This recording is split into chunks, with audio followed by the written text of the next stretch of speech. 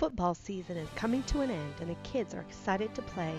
Only the best of the best will make it to the playoffs, and they need all the practice they can get. Welcome to Football Frenzy.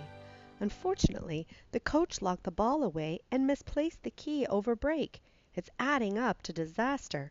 Are you on the ball enough to find the key, open the locks, and save the day? This game will test students' knowledge of addition and subtraction word problems for first grade.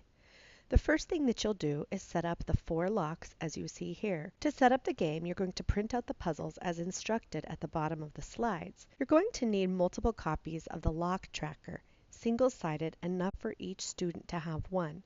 Cut these apart and then use the colors to separate your students into groups if you wish. On puzzle 1, you'll print 1 copy of pages 1 and 2, two-sided.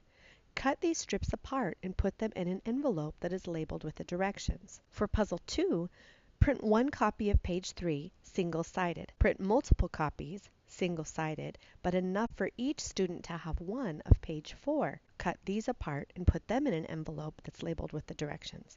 For puzzle 3, print 1 copy, single-sided. Cut these into strips and put them in the envelope with the directions. For puzzle number 4, print 1 copy of page 6. Using the invisible ink marker, write the missing digits, 2 on the red slip, 5 on the green, and 7 on the yellow. Cut these into strips and put them in the envelope with the directions. In this game, you're only going to be using the large breakout box. Fill it with discussion cards, a certificate, or whatever you want to end with. Place the hasp on the box and then attach the 4 locks, the 4-digit number lock, the 5-letter word lock, the 3-digit lock, and the keyed lock. You're going to tape the key somewhere on the door.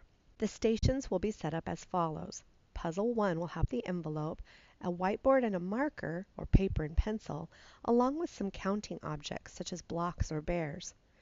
Puzzle 2 will include the envelope with the direction and some colored pencils or crayons. For station number 3, the envelope with the direction and 1 or more Chromebooks or any computer, just not a tablet. This computer will need to be logged in to a Google account. Students will be making a copy of the Google drawing and then putting the pieces together like a jigsaw puzzle.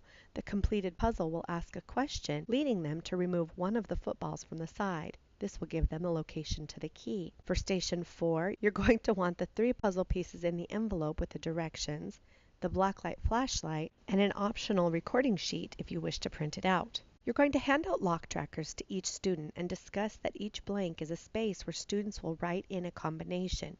Show each of the locks on the box and make the connection to where the combinations will be recorded on the lock tracker. Divide your students into groups and instruct them to move to a station. As groups work together to solve the problems, remind them to record their solutions, or the combinations, on the lock tracker. Have them rotate to other stations as groups finish. After 45 minutes have elapsed, gather everyone back together and discuss how they discovered the combinations and what they are. Allow all the students, even if they didn't finish, to fill in the combinations they may have missed. Starting with the group who completed each puzzle first, have them come up and remove 1 lock from the hasp. The group that started with puzzle 1 will remove the 4-digit lock. The group that started with puzzle 2, the 5-letter lock. Puzzle 3, the 3-digit lock. And finally, puzzle 4. This group will have to go and find and remove the key from the door. Once the box is open, debrief using the breakout reflection cards or any other method deemed appropriate for your groups. You might consider putting a small football in there as a prize that students can use to play at recess or silent ball on their desks. Most of all, have some fun.